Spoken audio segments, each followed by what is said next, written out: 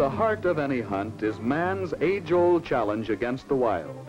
Here the challenge was a fast, tricky flyer, but this one was something more. He wore a band with a number, and that particular number told a story.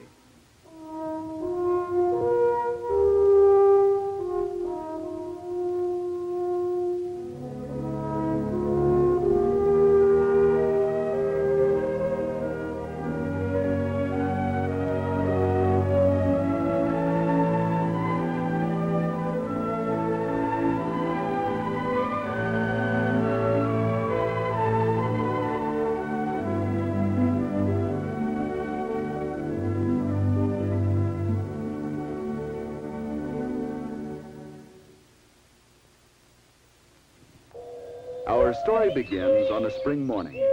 The outdoors is full of sound and color and motion. Here is life, wild life, flashing, calling, vibrant with the pulse of existence. Watch, listen.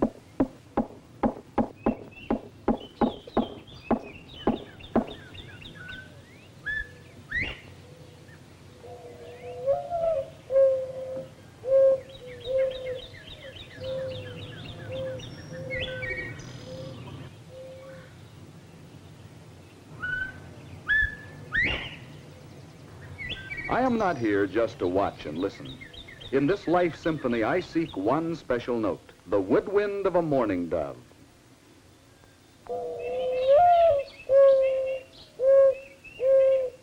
But I'm not a musician. I'm a biologist, here to assemble facts instead of notes.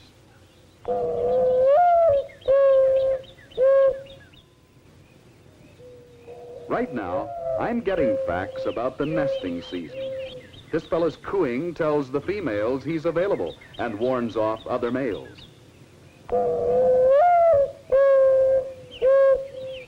A count of these cooing suitors indicates the number of breeding birds.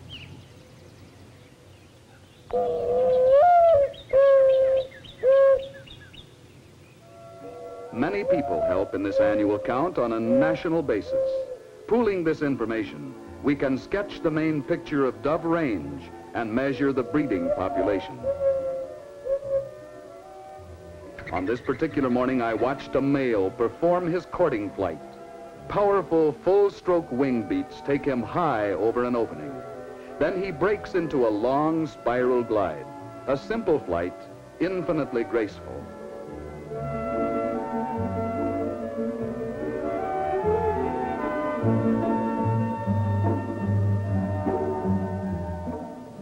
The cooing and the courting flight attract a female to the breeding territory he has selected. As part of getting acquainted, the pair spends considerable time loafing together. A nearby male that does not have a mate tries to win the attention of this hen.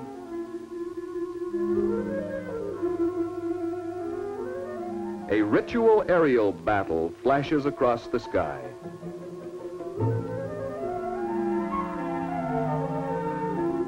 The pursuer strikes the other male in midair.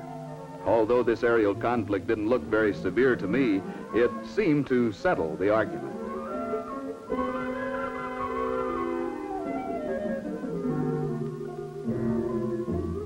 His rival driven off, the original suitor intensifies his courting.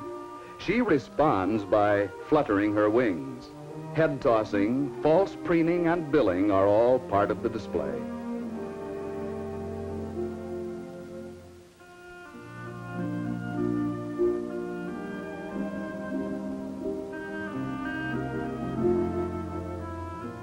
Ever wonder why the phrase billing and cooing? It ought to be cooing and billing, for most of the cooing comes first.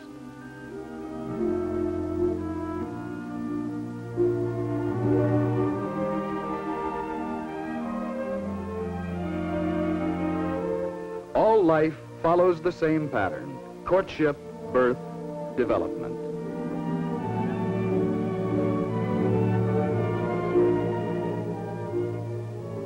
The next day, the pair started housekeeping. I watched the male select construction material.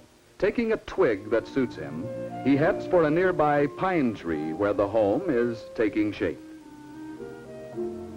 After the fashion of doves when nest building, he lands on the female's back. Now this may seem odd, but the pressure of their combined weight forms and compacts the nest. It's the female's job to fit the twigs in place. Carrying one twig at a time, it takes many trips to build the nest. Yet this is only a flimsy platform compared to many bird structures.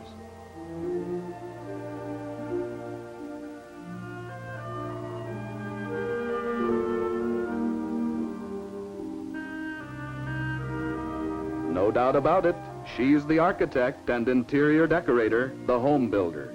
He carries the lumber.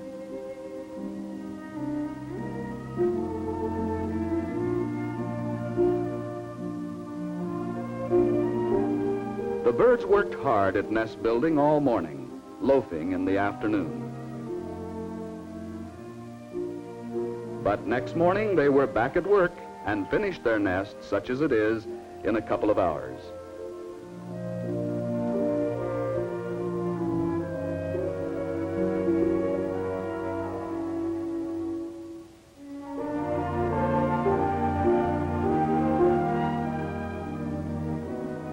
A few days later, I saw the male on the nest looking smugly domestic.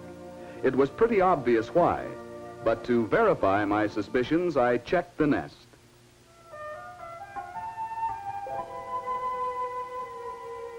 Sure enough, 2 eggs, a normal clutch for doves. Rarely are there 3. The male doesn't fly far. My quick, careful examination hardly disturbs him. He is back almost at once.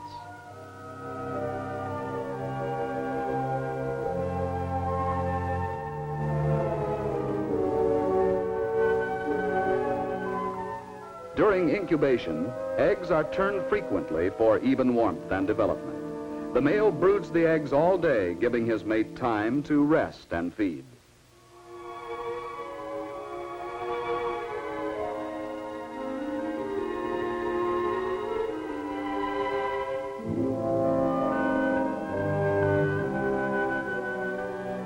The female comes in before sundown, giving him a chance to feed before dark.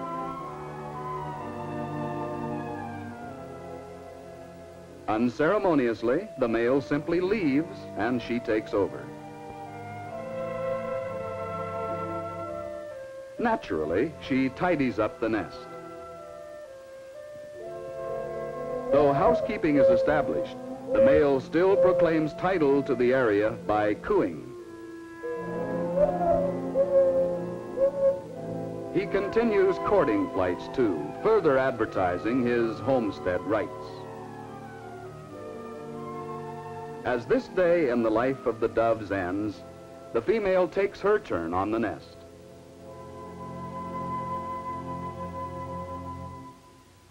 I found many other nests. Studying them told me many things. I learned the length of the nesting season. I counted the eggs and noted carefully the places doves like to nest.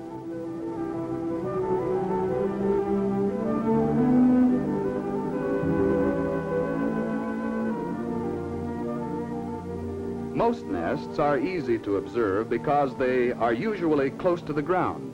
Very few are over 15 feet up in a tree. Many are so low that I can see them without having to climb. But sometimes doves nest high. Sometimes they'll even build on top of another nest.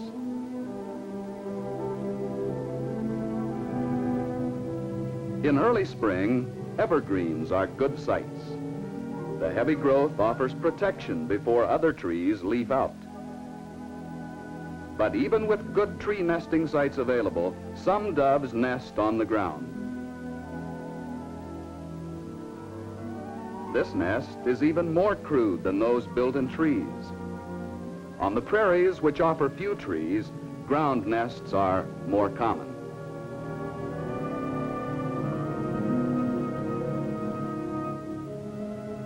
It is strange to see a dove working its way stealthily through the grass like a quail, its neutral grays harmonizing with the background.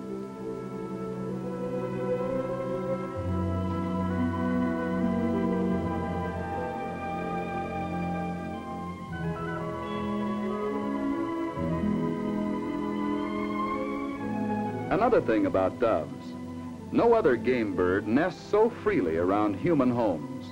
They nest in front yard shrubbery and in city parks, as well as in farmyards and all over the countryside. Back at the pine tree, life moved on. After 13 days of incubation, one egg was being cracked from within. Another thread of existence was weaving into the pattern. Next day, I saw the male cleaning the nest, removing an eggshell. This chick is from the first egg that was laid. Shells are carried away. If dropped on the ground below the nest, they might attract predators to the fledglings.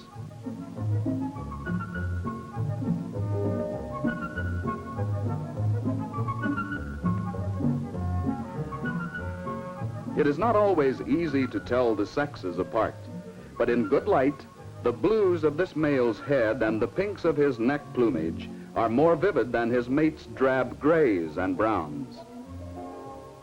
The female is getting ready for the task of feeding the new hatched young. She needs plenty of nutritious food. She also needs lots of water to manufacture a specialized food in her crop for the young. In late afternoon, the female takes over on the nest. She straightens it up and prepares to give the youngster its first meal. She stimulates it to feed by gently prodding it with her bill. In feeding, the youngster inserts its bill into the parent's mouth. With a pumping action, the adult regurgitates a secretion from her crop called pigeon milk, which passes into the open bill of the young. The next day, again on schedule, the second young hatched, completing the first clutch. The egg tooth on the end of the bill helped the baby break out of the shell. With this way of force feeding, there's only room at the pump for two. Young doves, called squabs, are a bit homely by human standards when 2 and 3 days old.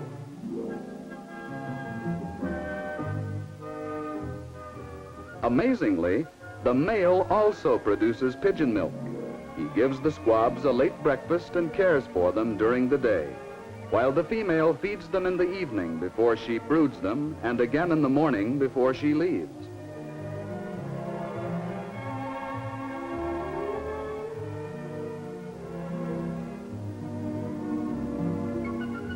By the 5th day, quill feathers are replacing natal down. Now both parents can leave for short periods.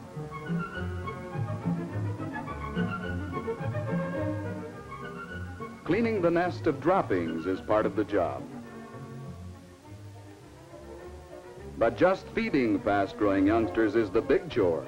They're always hungry. The parents not only have to feed the squabs, but have to feed themselves to keep the pigeon milk forming.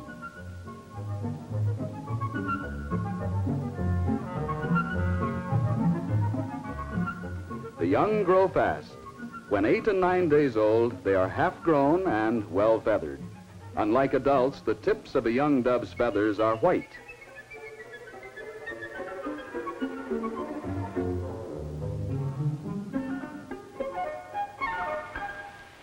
Stormy weather is rough on nesting doves. An ordinary rain doesn't bother much. Most nests have some overhead protection and feathers shed moderate rains. But hard, beating rains can penetrate most foliage, even that of evergreens. Winds may blow the flimsy, shallow nests apart, or shake branches so the eggs roll out and break. Storms take a heavy toll of eggs and young. After the storm, I made my rounds to check the losses. These 2-day-old chicks didn't weather the storm. And this pair was blown out of the nest. Down is poor protection against hard rain and chilling. I was somewhat concerned about my pine tree nest, but not really worried. 10-day-old chicks in the nest take rain all right, but one is gone. Now, what happened to him? Here he is. He must have fallen out and died from exposure on the wet, chilly ground. Banding young birds is another part of my job. From this banding, we learn more about migration and survival. The minute I banded this bird, he became a very special dove. He was the first dove I banded this spring.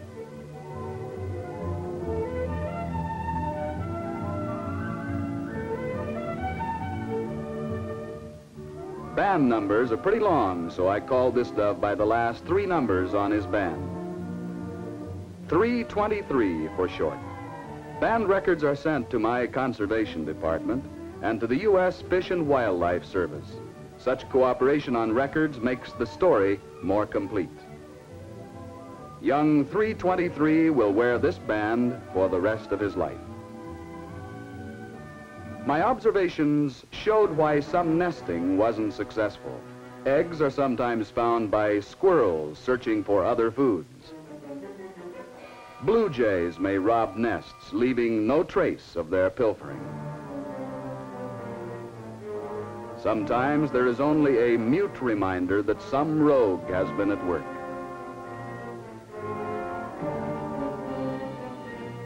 Yes, you rascal. Why don't you yell, "Thief, thief," like you do when someone else is the culprit? Black snakes, like other wildlife, take food where they find it. But all such losses are offset by repeated nesting. Meanwhile, the squab I banded at the pine tree nest, young 323, was 12 days old, almost ready to go out on his own. The adults pay less attention to him now. They have other interests. The female is remodeling the nursery.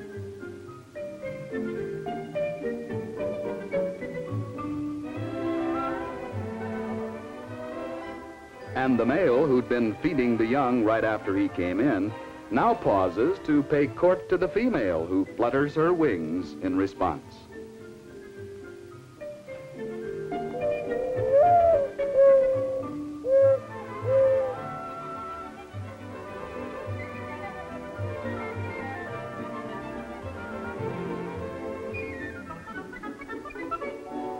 Number 1 son is getting too big for the nest. The male nearly crowds him out. Although he doesn't know it, this is 323's last meal at home. But the parents will still feed him for several days after he is out of their house.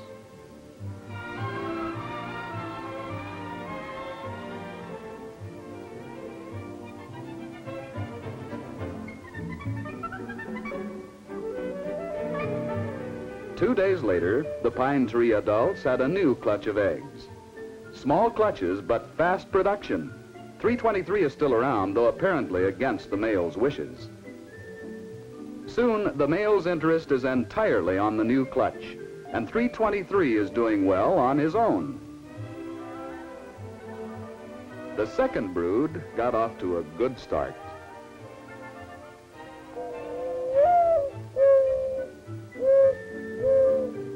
"11 days after this hatching, the male sang his courting song at the nest again. He was getting ready for a third brood.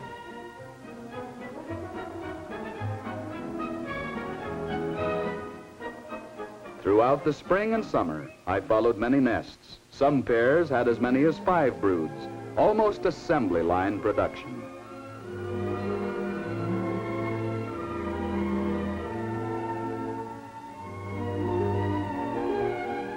And from blossom time to fruit harvest, they kept bringing off young. I found some nests sheltered in dense growths. but only a few were so well located. On the whole, about half the nestings failed. Average production was 4 young per pair for the season. In recent years, doves have increased due to good production and good survival.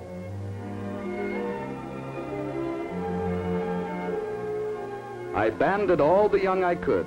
More bands mean more information. Information we need to manage this resource more intelligently.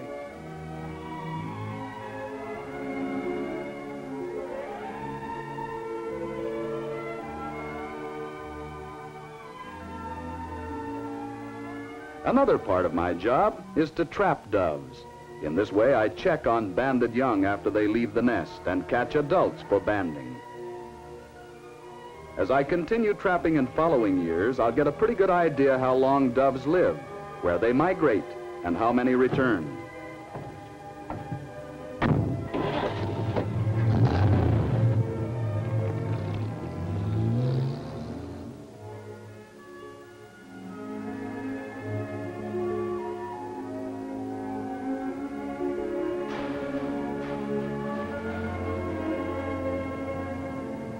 I ran my trap several times a day, so no birds would be in the trap too long.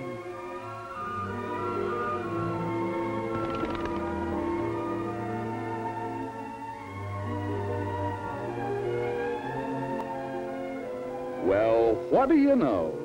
Here's young 323 from the pine tree nest, my first banded bird of the spring. He's doing just fine. I recorded his number and location, thus adding to our knowledge of this bird, then released him. As he flew away, I wondered where he was going and if our paths would cross again.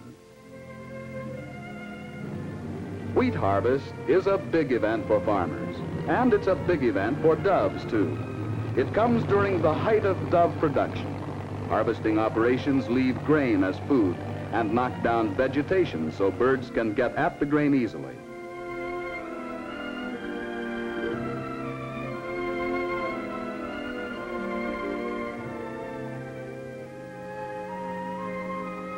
With late summer and the end of the breeding season, doves gather in large flocks. These flocks include a surplus which, like the shattered grain, will be lost if not harvested. Between now and next breeding season, there will be a heavy mortality whether we hunt doves or not. This study has given me even more respect for farm ponds. They are one of the few great changes in land use in recent years that have definitely added to wildlife habitat instead of reducing it.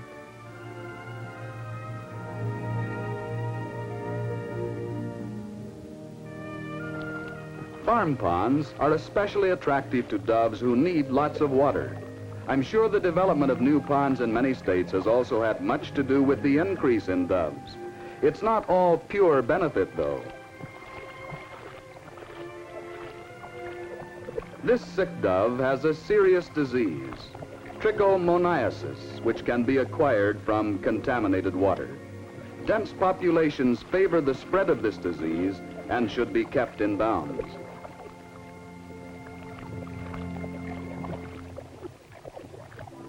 One way to control populations is by hunting, and dove hunting is mighty fine sport, too. Aware that ponds attract doves, hunters often use these areas come September. The decoy silhouettes look like a flock of doves drinking and loafing. Dove hunting has special attractions, good weather, simple preparation, and nearby sites which promise lots of action. Light loads, a number 7 to 8 shot, are fine for dove hunting. So is a keen eye. Get down.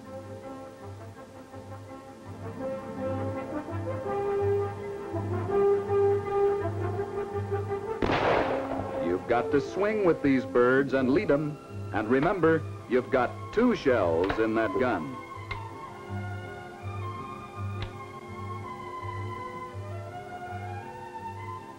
Now, see what you can do with one of these birds. That's more like it, son. A boy makes a good retriever. The water's warm, and so is the boy's pride in his trophy. The boy is learning more than the art of hunting. He's also learning the pleasure of his father's company. Don't shoot at the whole flock, son. Choose a single. Connecting with a weaving, swift-winged dove is a real triumph. Dad, of course, is a veteran gunner.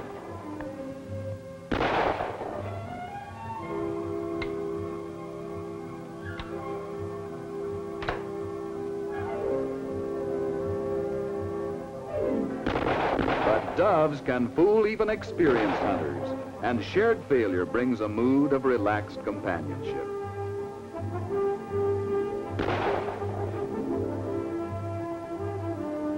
Correct swing and follow-through are more important in wing shooting than in other hunting. But a sportsman learns many things besides shooting. Interesting facts about game, for instance.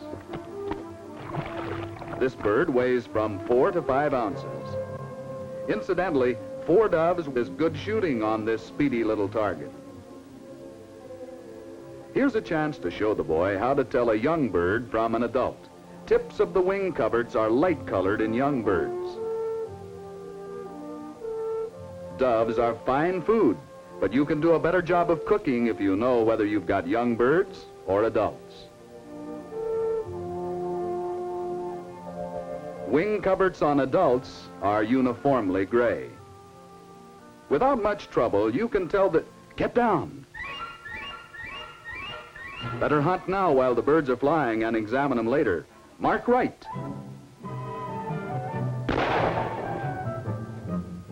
Cornfields are good feeding grounds for doves, especially after a mechanical picker has broken down the stalks and shelled off some of the grain. Doves congregate to feed on waste grain and weed seeds common in such fields. Local birds adopt favorite feeding grounds, and the smart dove hunter will scout around and try to find such places.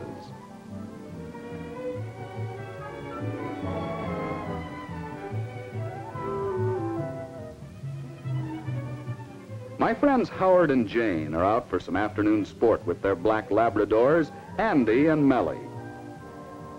Hold it, Jane. Look at that flock of doves. Looks like they've really struck it rich. But a lot of doves in the air doesn't mean a lot of doves in the bag.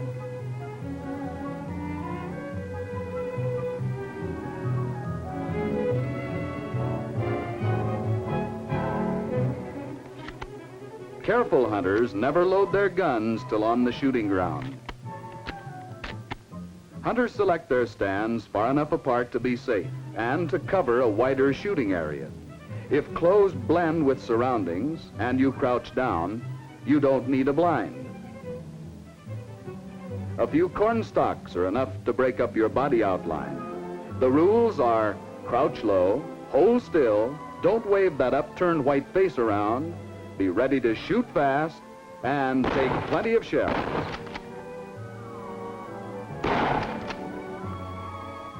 Melly's marked this one, and so has Jane.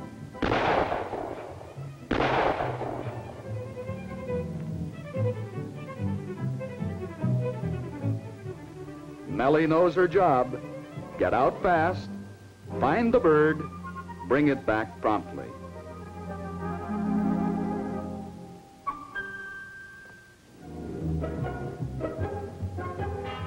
Good work, Melly. Dove hunting requires more skill than it does muscle. It's a good sport for women to share with their men folks.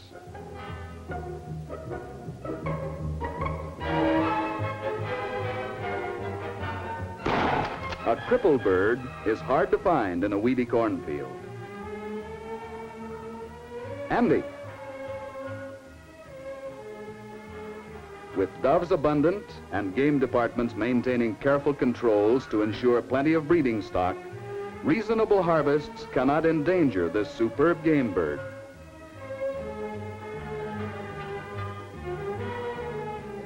And remember, a bird in your hand is worth 2 in the field. Disturbed by the shooting, Doves mill about, sometimes giving an alert hunter unexpected opportunities for a shot.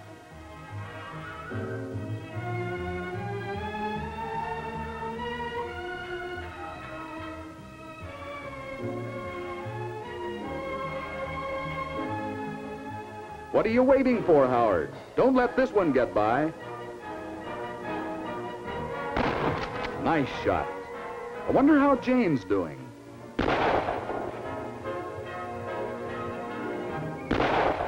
She's doing all right. I like to see a good shot and a good dog work. A fine combination. There are lots of doves, but bag limits are set at a conservative level to safeguard the breeding population.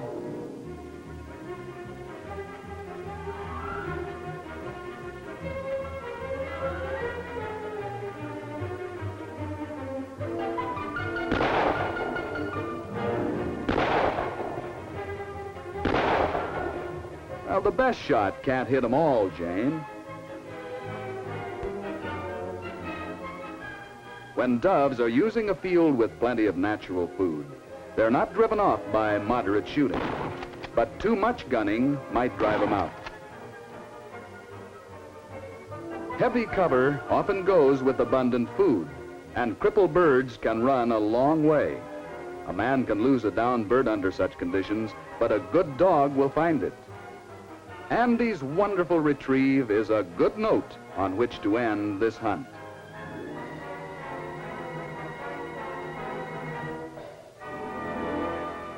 Reports, records, analysis of data, this office work is also part of my job. Banding begins to pay off as hunters and biologists in other states send in reports.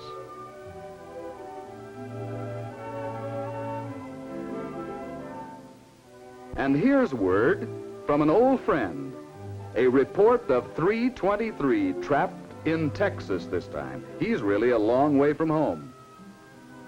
From his banding site, he flew 800 miles to this recapture point. A southward migration is also shown by records from other birds I have banded. Similar studies in all parts of the range add to our knowledge of mourning dove migration. They form the basis for dividing our country into 3 management regions. In each region, hunting regulations are set according to dove population trends. But all doves don't migrate to southern areas. Some spend the winter in sections where the weather is severe. These birds face the winter hazards of ice and snow.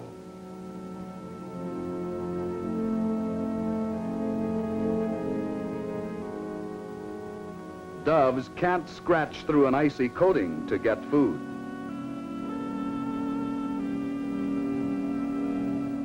Diseases affect them in winter as well as in summer.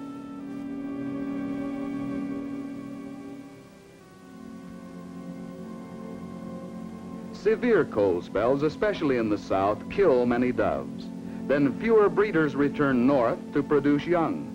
These climatic catastrophes may cause a nationwide decline in the dove population.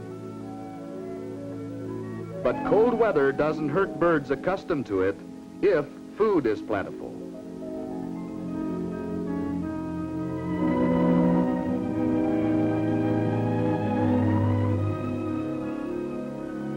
A healthy dove can live with snow, but if the bird is sick, its feathers lose their ability to repel moisture. Then the bird gets wet, and in winter's cold, that's fatal. So in snowy weather, I kept a close watch on wintering flocks to see how they fared. Occasionally, there is a dead bird. This one's awfully light, thin, crop empty. Same old story, he couldn't take it without food.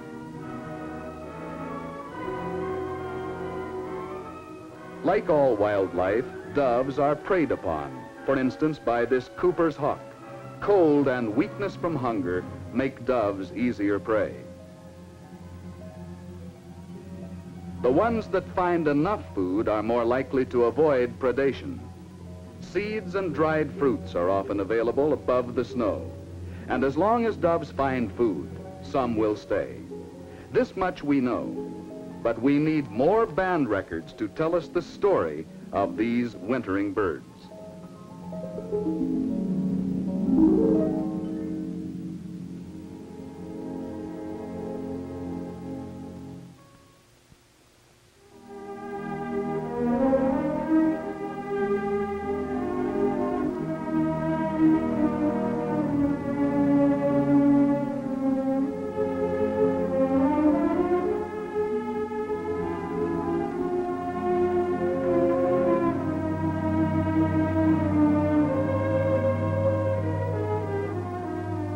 The wheel of the seasons turned. The eternal tale of life and death began again with the pensive fluting of the mourning dove.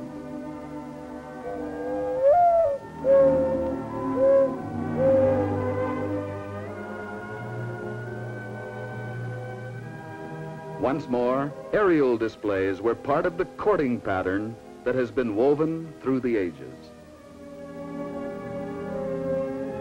As the doves reenacted their ancient rituals of spring, I studied them again, counting the cooing males, watching the building of nests and the rearing of young, adding new observations to our growing fund of knowledge.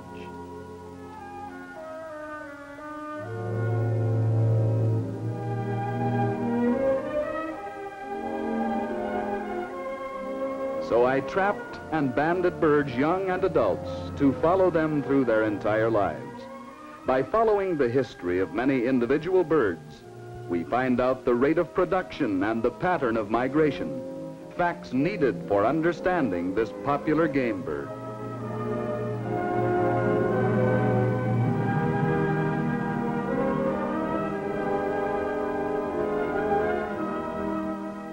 I caught a young bird with its banded parent.